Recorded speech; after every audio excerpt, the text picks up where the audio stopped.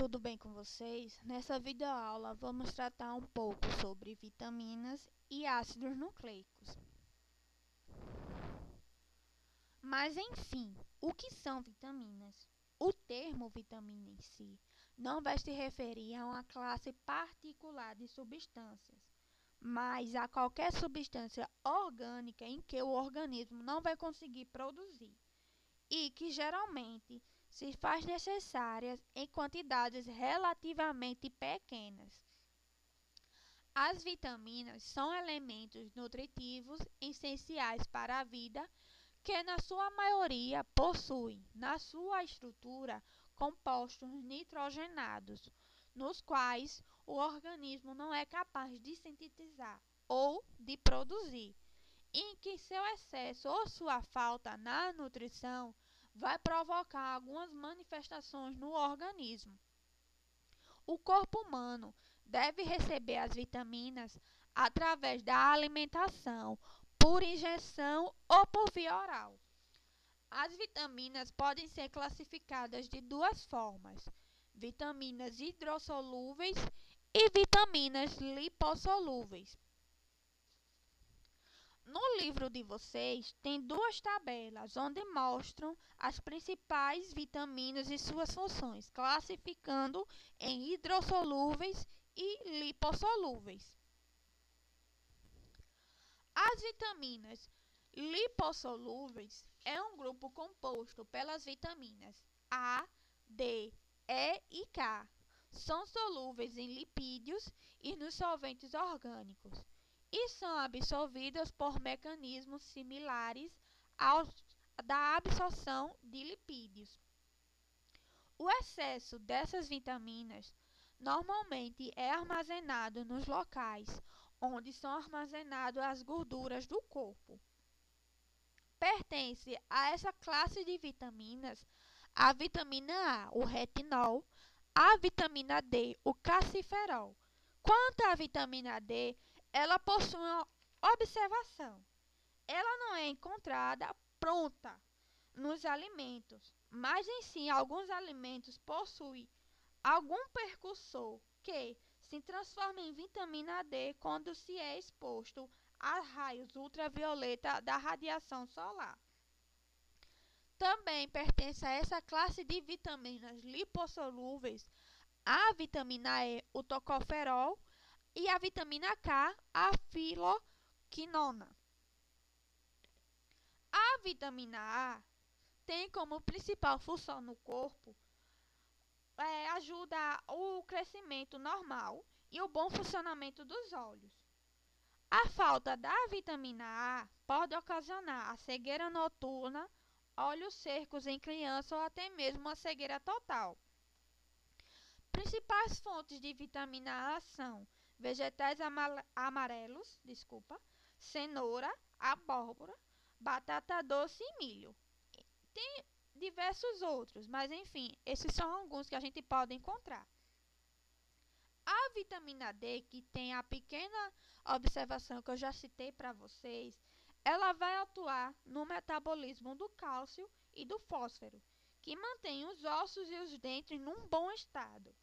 A falta dessa vitamina no corpo vai ocasionar problemas nos dentes, ossos fracos e vai contribuir para os sintomas de artrite e raquetismo. As principais fontes de vitamina D são óleo de fígado e de bacalhau, o fígado em si e a gema de ovo. Essa tabela mostra as vitaminas A, D, E e K, suas principais funções, doenças resultantes da falta dessas vitaminas, como também as principais fontes. As vitaminas hidrossolúveis. É um grupo composto pelas vitaminas do complexo B e a vitamina C. Normalmente, elas não são armazenadas no organismo dos animais. Todo excesso de vitamina hidrossolúvel é eliminado pela urina. As vitaminas hidrossolúveis são absorvidas pelo intestino e transportadas pelo sistema circulatório.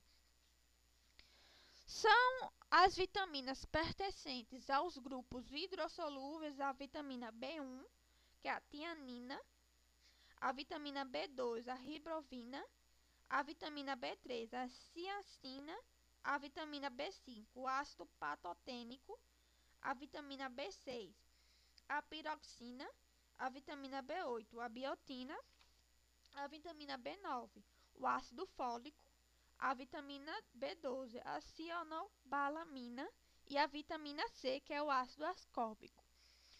São duas que eu acho que são as vitaminas mais conhecidas no nosso cotidiano, que é a vitamina C, o ácido ascórbico, que tem como principal função manter a integridade dos vasos sanguíneos e a saúde dos dentes. A falta dessa vitamina no corpo propicia a inércia e a fadiga em adultos, como insônia, nervosismo em crianças, sangramento em gengivas, enfim, tem outros sintomas. Sua principal fonte é frutas cítricas, como limão, lima e laranja. A vitamina B9, popularmente o ácido fólico. Ela tem como principal função a síntese das bases nitrogenadas e, portanto, a síntese de DNA, como também a multiplicação celular. A falta da vitamina B9, o ácido fólico, ela ocasiona a anemia, a esterilidade masculina e durante a gravidez ela predispõe uma má formação no feto, que é conhecida como a espinha bífida. As principais fontes da vitamina B9, o ácido fólico, são vegetais verdes, frutas, cereais e bactérias da flora intestinal.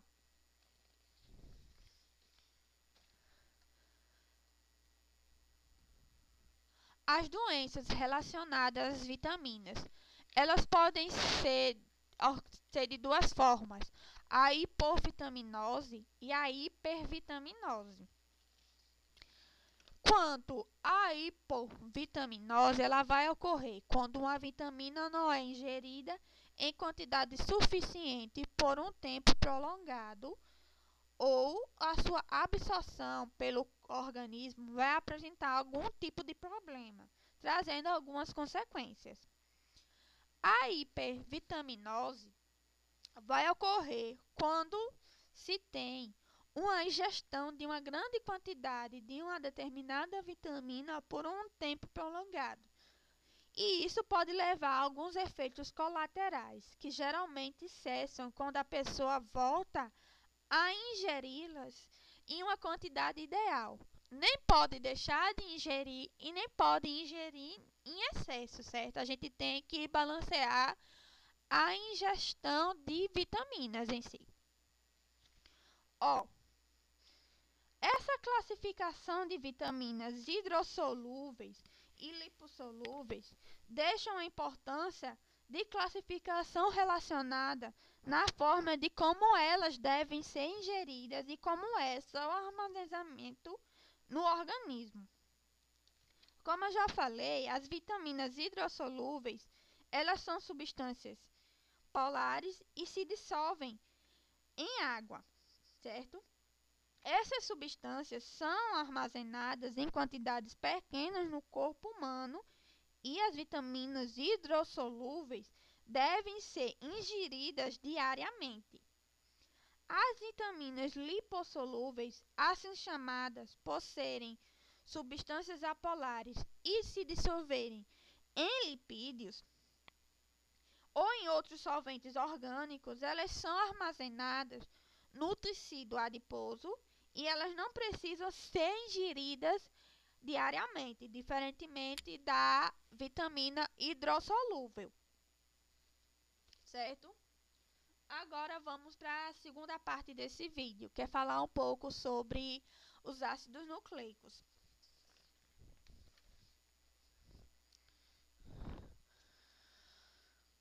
Os ácidos nucleicos, eles são polímeros formados por nucleotídeos, certo? E esse nome ácido nucleico vai se referir do fato do DNA e o RNA apresentarem respectivamente, os monossacarídeos desoxirribose e ribose em suas moléculas. O ácido nucleico, tanto no DNA como no RNA, eles são moléculas longas, como vocês veem nessa imagenzinha aqui, apresentando sobre uma forma de ácido desoxibonucleico, que é o DNA, e o ácido ribonucleico, que é o RNA. Eles vão ser responsáveis pelo armazenamento e transmissão de informação genética, ou seja, vai estar muito relacionada à transmissão de características de pai para filho. O resultado da informação genética contida nos ácidos nucleicos é sempre uma formação de proteína, onde ambos são polímeros orgânicos formados pelo encadeamento dos nucleotídeos, que esses nucleotídeos eles são monômeros, tanto no DNA quanto no RNA.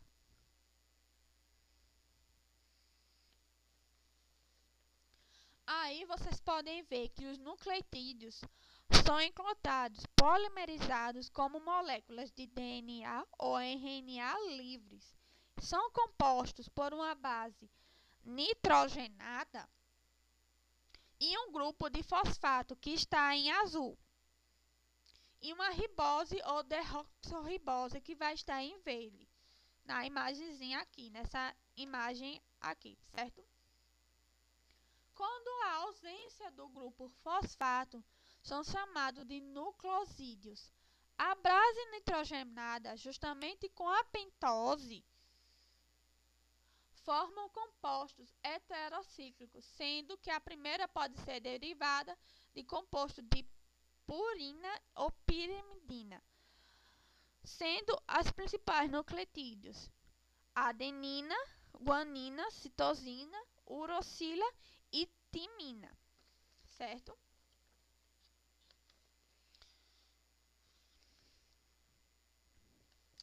Das 5 tipos que eu já citei aqui, presentes nos ácidos nucleicos, 3 ocorrem tanto no DNA quanto no RNA. São elas a adenina, a citosina e a guanina. Já a base nitrogenada timina vai ocorrer exclusivamente só no DNA, enquanto a uracila vai estar presente apenas no RNA.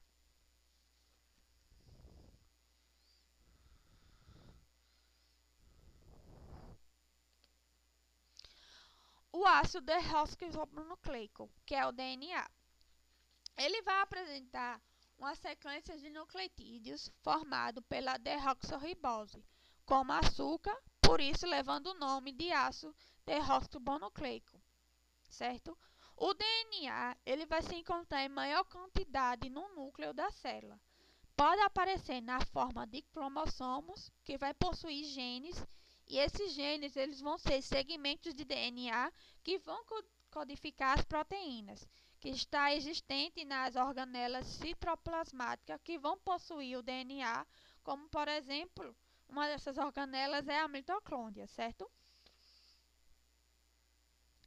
Já o ácido ribonucleico, que é o RNA, é formado por nucleotídeos contendo ribose, como açúcar, por isso leva o nome de ácido ribonucleico, o RNA, apresentando apenas uma fita simples e única. Ele é encontrado principalmente no citoplasma e sua quantidade é variável entre as células, dependendo assim da atividade que a célula está fazendo, certo?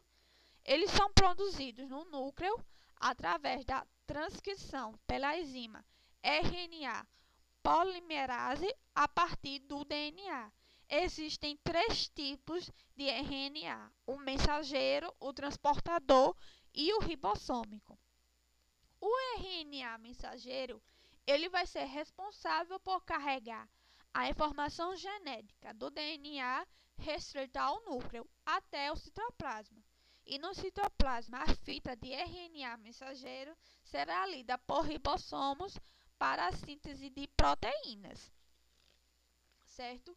O RNA transportador, sua principal função, como o nome já diz, é transportar os aminoácidos para a formação das proteínas, possuindo uma certa trinca de bases chamadas de anticodon, certo?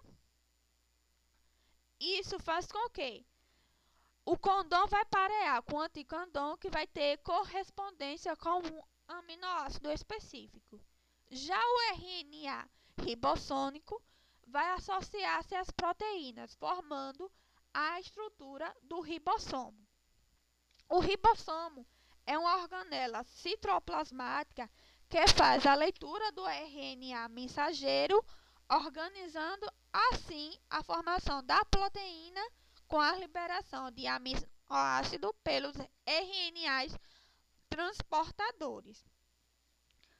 Com esse vídeo, a gente acaba a parte do assunto sobre bases moleculares da vida, onde a gente tratou da água, seus sais minerais, glicídios e lipídios, proteínas e hoje sobre vitaminas e ácidos nucleicos, certo?